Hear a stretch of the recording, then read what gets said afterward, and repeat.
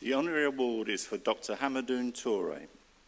Dr. Hamasoun Tourè has a master's degree in electrical engineering from the Technical Institute of Electronics and Telecommunications of Leningrad, and a PhD from Moscow Technical University of Communication and Informatics in Russia.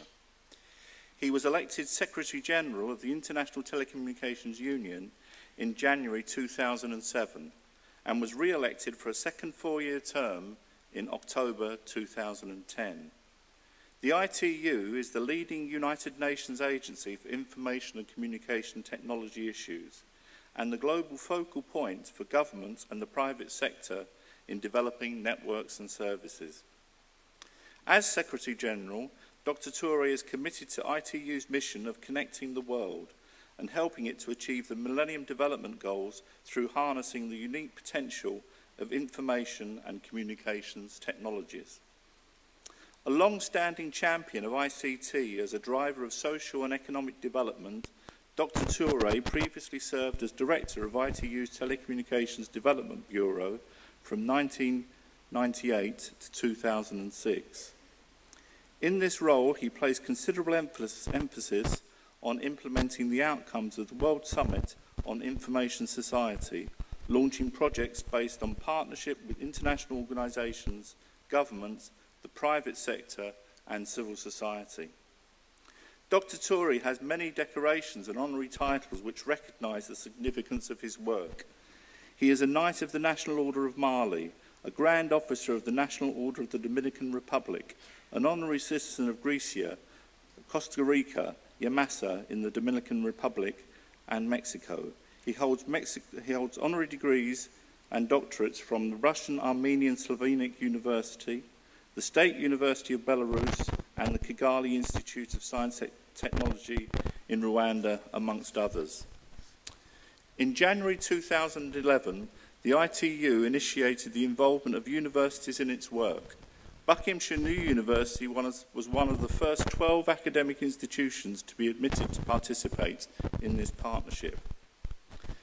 Dr. Tourè is a strong supporter of the work undertaken by Buckinghamshire New University and the United Kingdom Telecommunications Academy in the development and operation of the Masters in Communication Management, whose first cohort of students graduated today, and in the Masters of Law in Information and Communications Technology Law, which commenced at the start of this year. Vice-Chancellor, I present to you Dr. Hamasoun Tourè, who is to receive the honorary award of Doctor of University in recognition of his involvement in the development of our two master's degree programs and his significant achievements internationally, particularly in the field of telecommunications. On behalf of the Council and the Senate of Buckinghamshire New University, it gives me great pleasure to confer the award of an honorary doctor of the university on Hamasoun Tourè.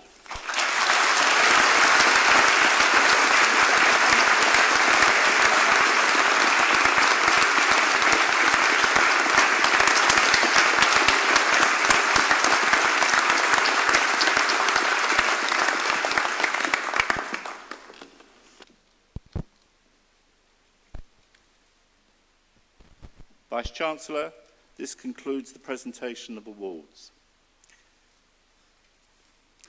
Dr. Tourè, I would now like to invite you to come to the lectern to give your invited speech.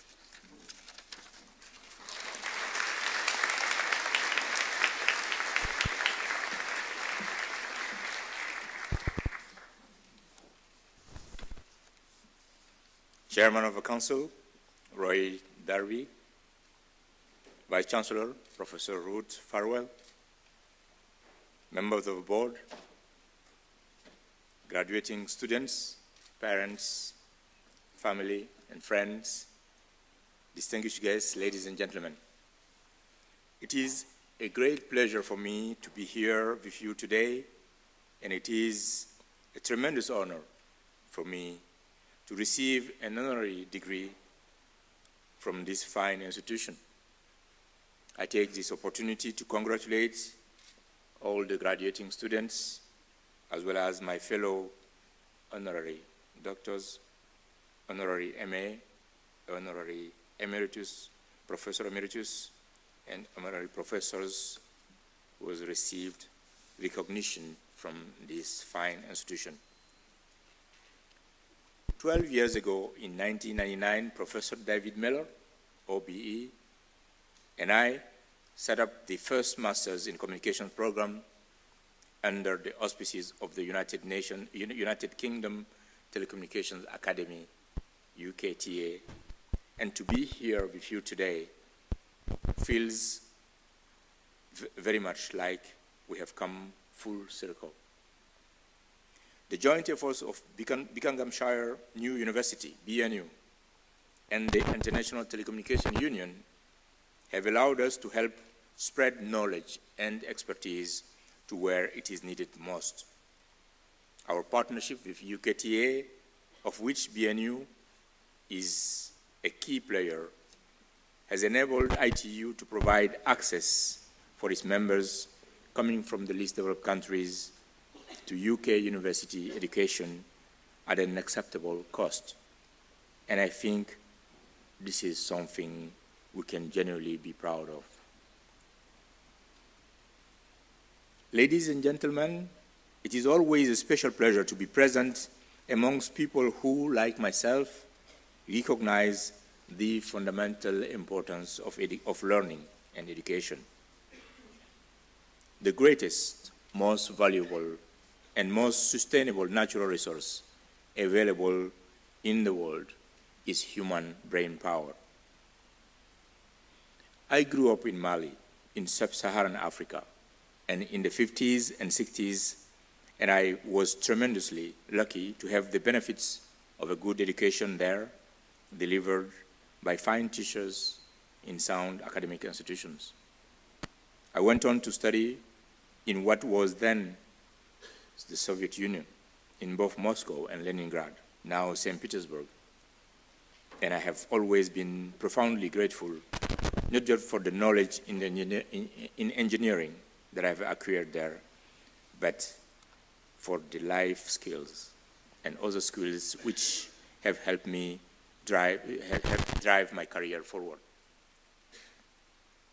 I have been very fortunate in having had the opportunity to work in Africa, the Americas, in Europe, and to have traveled the world, particularly over the past 12 years at ITU, first as director of the ITU Telecommunication Development Bureau, and then as Secretary General. And what I have seen in every continent, in every country I have visited, is that education makes a crucial difference. We all know this, of course. Every parent I have met wants to ensure that children have the best education possible, and every smart student knows that education is the cornerstone of success. This is more true in the 21st century than it has ever been in human history. Because today we are rapidly creating a knowledge society where everyone will need to know how to use technology and profit from technological advances. This is why the International Telecommunication Union set up the ITU Academy, including centers of excellence, which streamlines our numerous capacity building efforts in the area of information and communication technologies, ICTs. Today, there are more than 60 ITU centers of excellence distributed around the world. And last year, more than 2,000 individuals were directly trained through their programs. ITU's Telecommunication Development Bureau has also so far helped to establish some 77 internet training centers in 62 nations. And together, they have trained over 8,000 graduates with a further 2,000 students currently enrolled. I'm pleased to be here today with the current director of the telecommunication development sector, Mr. Sanu, who, like me, believes in the power of education, and he believes in the partnership we have forged for so many years. Distinguished colleagues, the past 2 decades have seen ICTs spread into every part of our lives. And we know we now live in a world where there will quite soon be 6 billion mobile cellular subscriptions, and where more than 2 billion people have access to the internet. Having fulfilled the ITU mandate to connect the world, we must now do for broadband internet access what we have already done for mobile telephony. Because broadband is the greatest tool we have for advancing social and economic progress around the world, in countries rich and poor. Indeed, in the 21st century, it is my firm belief that broadband networks will be as important as roads, railways, and power networks were in the 20th century. Let me therefore urge you all, and especially the new graduates here today, to step boldly forth from here and to do everything you can to help make a difference, to help others benefit from the education you have received, and to help disseminate the knowledge you have gained. You will be ambassadors for this fine institution, not only in promoting the work of the university, but in spreading the culture and heritage you've got here.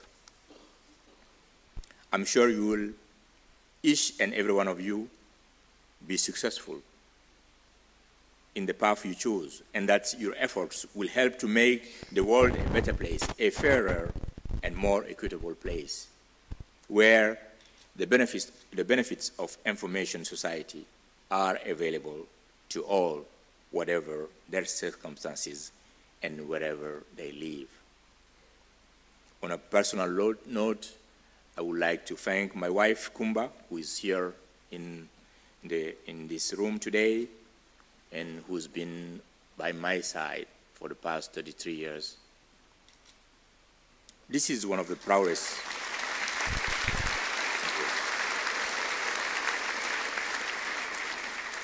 This is one of the proudest moments in my life.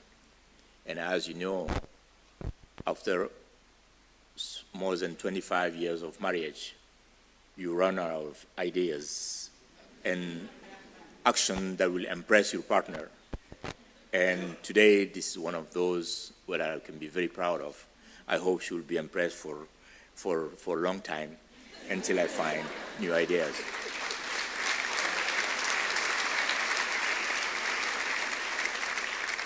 Ladies and gentlemen, in closing, let me once again reiterate the importance of information and communication technologies, and especially broadband, in today's world. Imagine trying to do any skilled work or apply for any skilled job in the modern world today without a broadband connection. Imagine how difficult things would be for any of us in the room here today without email or web access, without online shopping, banking, and access to academic resources. And yet, this is just the very beginning. We cannot predict exactly how the development of the information society will enrich the lives of everyone on the planet, but we can be absolutely certain that without ICTs, we will not be able to address the serious issues and challenges which will face a world of over 7 billion people over the next coming years. The world will reach 7 billion mark in November this year. I hope you are counting. ICTs will be absolutely instrumental in addressing climate change, for example, in helping us monitor climate and mitigate the effects of and adapt to changes, as well as in helping us to respond effectively to the catastrophes and disasters when they occur. Add in other challenges such as healthcare, water management, education, research, and good governance, and you will see why ITU, the International Telecommunication Union, in conjunction with UNESCO, set up the Broadband Commission for Digital Development last year to help ensure that all the world's people have affordable and equitable access to broadband. The Broadband Commission is chaired by President Kagame of Rwanda and Carlos Slim Helu, honorary lifetime chairman of Grupo Carso, with myself and Irina Bokova, Director General of UNESCO, serving as co-vice chairs. Finally, let me encourage you all to come to Geneva next month for the 40th anniversary edition of IQ Telecom World, which will be held in conjunction with a Broadband Leadership Summit.